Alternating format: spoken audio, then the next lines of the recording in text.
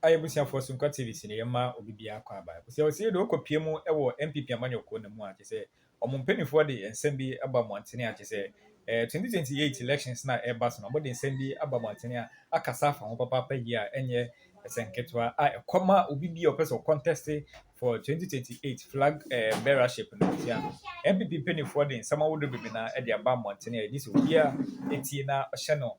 And so maybe some say what that yanko na enkoti and someone would MPP penny for a day about a Martina Busia. And yeah, as an kit to a say, Ugo Pimu Amanu Konumua to say, someone would do a cost no man, tell me who I send it to say it was someone cost on a yasan kit. Finally, MPP penny for Eddie someone would be na Eddie about Montini, a Casapa Papa a year and yeah, as an kit. Young room na enkoti and some no said a cost for your bad young the better.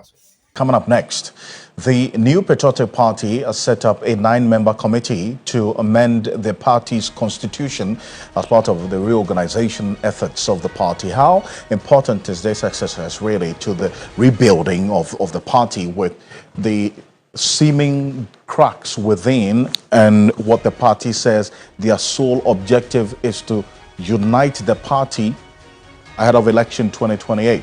But one person who has also been doing, his own search and finding out what led to the NPP's defeat in the 2024 presidential and parliamentary elections. They reduced their majority in the 8th parliament, as we're seeing in this 9 parliaments. Is Musa Dankwa still with us on Zoom?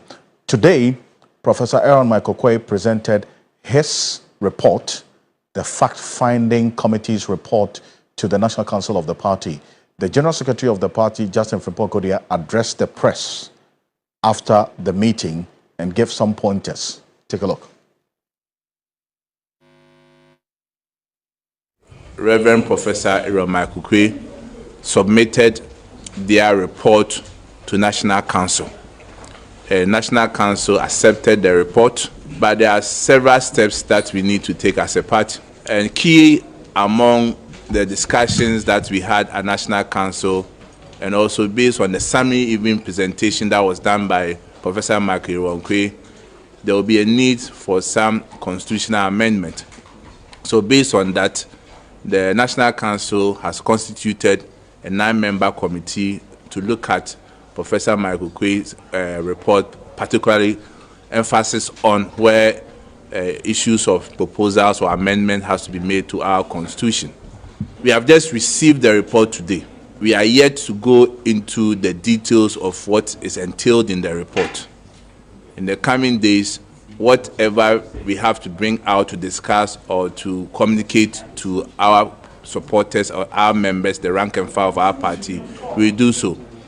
But we want to caution members of our party not to be in the haste to say things which are not even in the report, and for people to make several assumptions, to even make accusations and counter-accusations on social media, in the media. There is only one report, and that report is with National Council. As part of deliberation at National Council also, the party will be embarking on a thank you tour from next week, which we refer to as giving thanks to God in all things. In all things, we give thanks to God. And we are showing appreciation to the Almighty God for the elections, though it didn't go in our favor, but we are going around to express our appreciation to the rank and file of our party. And Frimpong-Kodia earlier today, he talks about the constitutional amendments based on some of the recommendations of Professor Michael Quay's report, the committee's report. You recall that when the committee was being set up, the chairman of the party, Stephen Ntim, indicated the mandate of the party. In fact, this committee was also to look at areas of constitutional review for the NPP, including, for instance, the processes for the election of the party's executives, the flag bearer, and then also for the primaries, for instance, election of parliamentary candidates within the party as well. They saw an issue in there. Now, this is it. Musa Dankwa conducted a poll he asked specific questions. And Mr. Dankwa, and I want you to stay with us every step of the way so we understand what went into the results of this poll that you conducted. You asked these persons who is to be held responsible for the defeat of the NPP in the 2024 elections. How many people did you sample in this survey as well? Thank you again. In this sample, we interviewed close to 8,400 voters across 84 constituencies. And we asked them a simple question. Which of the following individuals would you blame for the defeat of NPP?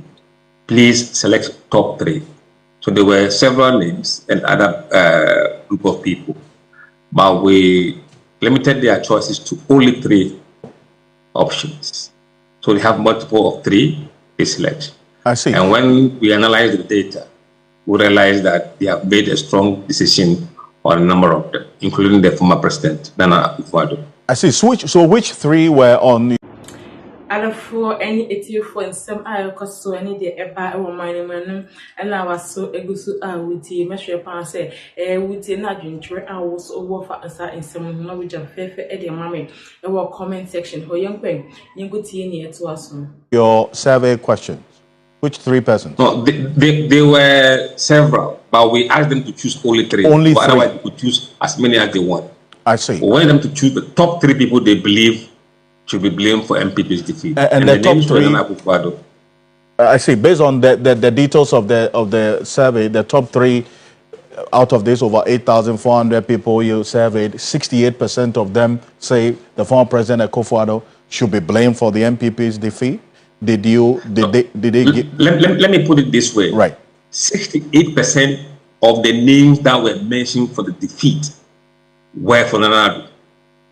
Because people had the chance to mention 3 maximum. 68% of the names that were mentioned as being blamed was Nana. So the top 3 is the former president Akufo-Addo, Ken Ofori-Atta, the former finance minister, and the vice president flag bearer of the NPP, Dr. Mahmoud Bawumia. This top 3, 68% of the respondents to this top 3 said Akufo-Addo is to blame. No, let's put it this way. 68% of those who were blaming individuals blame Nana. I see. And 40% of those who were blaming individuals blame Ofori-Atta. And 37% of people who were blaming individuals blame Bawumia, not of the sample, because the sample was 8,000, but they were asked to choose at least 3. I see, because there are other names which will come into, but that direct question you asked them, was there any follow-up, further questions? No, these were close-ended questions. Close-ended as to why the number of them were blaming Akufo-Addo for the defeat of the NPP in 2024? We didn't ask them. This is a close-ended questions we gave them. I see. But then I see the other names, apart from the top 3. Dr. Matthew Opoku Prempeh was the running mate to Dr. Mahmoud Bawumia, came in 4th. And then government appointees came in 5th. Members of parliament, and then Kennedy Agyapong. I mean, how did he appear in there? What did he do? No, there are those who said that his campaign against Bawumia in the primaries may have damaged Bawumia to some extent. And if you hear some of the messages the NDC was using on the campaign,